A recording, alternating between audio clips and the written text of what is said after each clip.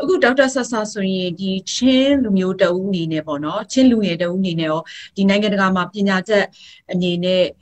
ဒီချင်းပညာတတ်တအုပ်အနေနဲ့လည်းတကယ်ကိုထူးထူးဖောက်ဖောက်ဆောင်ရွက်တာတွေလည်းရှိတယ်လို့နောက်ဒီချင်းပြည်နယ်တိုးတက်ရေးနောက်ချင်းလူမျိုးတွေတိုးတက်ရေးမှာလည်းချင်းပြည်နယ်ကိုပြန်ပြီးတော့ဒေါက်တာဆဆာကိုယ်တိုင်ဦးဆောင်ပြီးတော့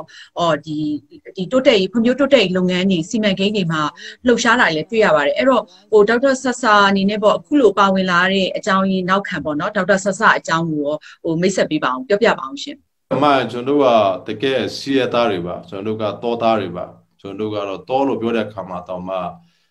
ကျွန်တော်မှတ်မိသေးပါတယ်ငငယ်တော့ပေါ့နော်ကျွန်တော်10နှစ်လောက်လာတော့မသိဘူးသူတို့ဘောက်ဘီတစ်ထဲပဲရှိပါတယ်ကျွန်တော်ကတော့အဖွားနဲ့အေးပြီးတော့အဲ့လိုစောက်တစ်ထဲကိုဖွားနဲ့ချုပ်ပြီးတော့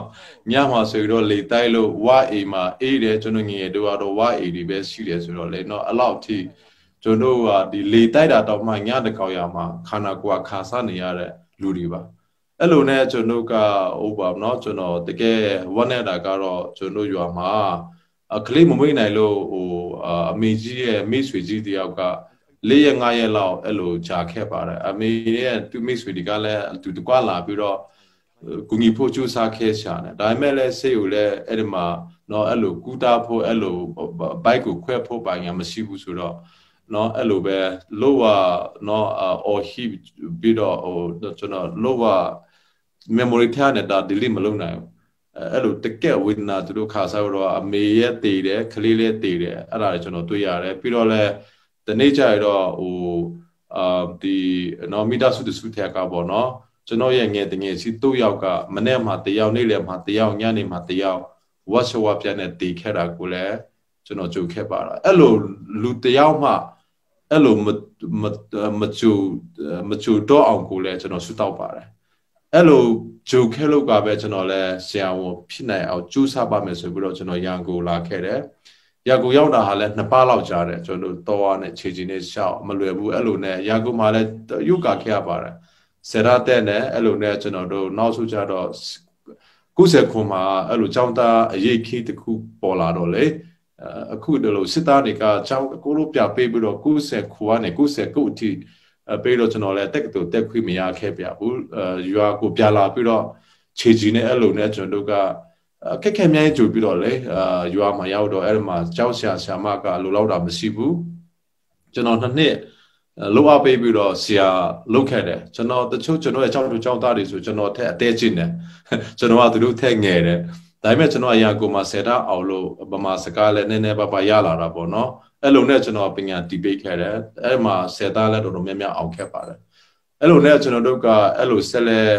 ဖြစ်နေတော့ကြောက်လည်းမဖွင့်ဘူးဖြစ်နေတော့ကျွန်တော်အောင်းလာနေပြီးတော့ကိုချက်the way တွေနော်စိတ်တွေကိုထပ်ပြီးတော့နေစားမှာရှိတဲ့ idea ရွာလေးတွေကိုကျွန်တော်ချက်the way တွေတွားရောက်ပါတယ်ချစ်ချင်းနဲ့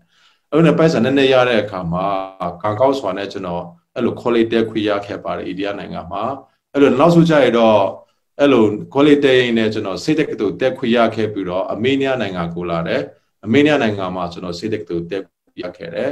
အဲ့မှာ9နှစ်စိတ်တက်ကတူတက်တဲ့အချိန်မှာကာကောင်းချင်တော့ဗြိတိရှလွှတ်တော်နဲ့ AC မီတာဝေလာမီတာ charge မီတာတို့ဘောနော်ဒီဒိုမီတာစုကကျွန်တော်ကိုစေဝီစားလာတယ်အဲ့လိုနဲ့အမျိုးတကယ်အောက်ပွေရာတွေဖြစ်ပြီးတော့အဲ့လိုနဲ့ကျွန်တော်2009မှာစိတ်တက်ကတူနဲ့ပြီးသွားပါတယ်ဒါပေမဲ့2009မှာဝါအတီးတီးပြီးတော့ဝါတည်တယ်လူကစားရှာမရှိတော့ဘူးတောက်ရတဲ့ကိုလိုပြတ်သွားတယ်အဲ့ချိန်မှာကျွန်တော်တို့ဗြိတိရှအစိုးရအကူအညီကိုကျွန်တော်ကဒီလွှတ်တော်ဥက္ကဋ္ဌတွေမှတစ်စစ်ကျွန်တော်ခင်မိခဲ့တဲ့သူတွေမှတစ်စစ်ကူညီတောက်ပြီးတော့ရှိပင်းတော်ပိုက်တစ်ခုလို့အတွက်ကိုကျွန်တော်စာနာရိတ်ခ6လစာကဘာကူလက်တမက်ကမှတစ်စစ်ဗြိတိရှအစိုးရငွေကိုတုတ်ပြီးတော့ WFP UNDP တွေနဲ့အတူဒီရာကုန်မှာရှိတဲ့ဗြိတိရှတာယိုအဲ့လိုနဲ့ကျွန်တော်ဆောင်ရွက်ပေးနိုင်ခဲ့ပါတယ်ဒါအပြင်ကျွန်တော်ကဒီအဲ့လိုငါးမွားခေါပါချင်း2009ကနေပြီးတော့2009အထိလုပ်ခဲ့ပါတယ်ပြီးတော့ဆက်လဲ2009ကနေပြီးတော့2010နှစ်အထိပေါ့နော်ကျွန်တော်ကျမရေးပညာကိုပေးခဲ့ပါတယ်ဒါမှရွာတွေမှာအမျိုးသမီးတယောက်အမျိုးသားတယောက်ကိုခေါ်ပြီးတော့အဲ့လိုအခမဲ့နဲ့ကျွန်တော်ပညာတည်ပေးပြီးတော့သူတို့ကိုရွာမှာဖြန့်လာတဲ့သူရှိတဲ့အခါမှာသူတို့ကဒီအခြေခံစကူတာမှုတွေပြုနိုင်အောင်စေဥတူနာပြုတွေလုပ်နိုင်အောင်ကျွန်တော်ကျေးရွာ900ကျော်ကနေပြီးတော့ လူတစ်ထောင်ကျော်ကိုကျွန်တော်ဒီနေ့ထိဆိုတော့ဒေတာပေးခဲ့ပြီးပါပြီသူတို့ကလည်းဘလို့ကလေးမွေးမလဲရွာမှာတော့မရဲ့သူတို့ကဒီစိတ်ဝင်လည်းမရှိဆရာမနော်နတ်မမရှိဆိုတော့သူတို့ကိုပဲအကူနေရပါတယ်ဒီနေ့ထိပေါ့လေဆိုတော့အဲ့လိုတဲ့ချစ်ပင်နယ်မှာလည်းအခုနဒီဟာခါမှာ2015မှာရိုးတောင်ကပြုတ်ပြီးတော့အဲ့မှာလူ6000ကျော်ကအိုးမဲအိမ်မဲဖြစ်လာတဲ့ချိန်မှာလည်းကျွန်တော်မျိုးဒီလူစေဝါအဖြစ်တော့လကောက်ဆန္ဒရိတ်ခါတော့လကောက်ကျွန်တော်ကူညီနိုင်ခဲ့ပါတယ်ပြီးတော့2019မှာလည်း H1N1 ယောဂါ4ဖြစ်လာတော့အဲ့ဒီကယောဂါဖြစ်နေတဲ့အချိန်မှာလည်းကျွန်တော်အင်္ဂလန်နိုင်ငံမှာရှိတဲ့ဒီ face mask N95 ဒီကိုနော်9သိန်းကျော်နော်ရန်ကုန်ပြည်သူ့ဆေးရုံအပါအဝင်နေပြည်တော်ပြည်သူ့ဆေးရုံမန္တလေးပြည်သူ့ဆေးရုံကာကောနဲ့မဟုတ်ဘူးကလေးမျိုးနဲ့ပခုတ်ခုနဲ့ဒီချီပြည်နယ်မှာရှိတဲ့ပြည်သူ့ဆေးရုံအားလုံးနဲ့ရခိုင်ပြည်နယ်မှာရှိတဲ့ပြည်သူ့ဆေးရုံအားလုံးကိုလည်းကျွန်တော်တို့ဖြန့်ဝေပေးနိုင်ခဲ့ပါတယ်။ဘာအခု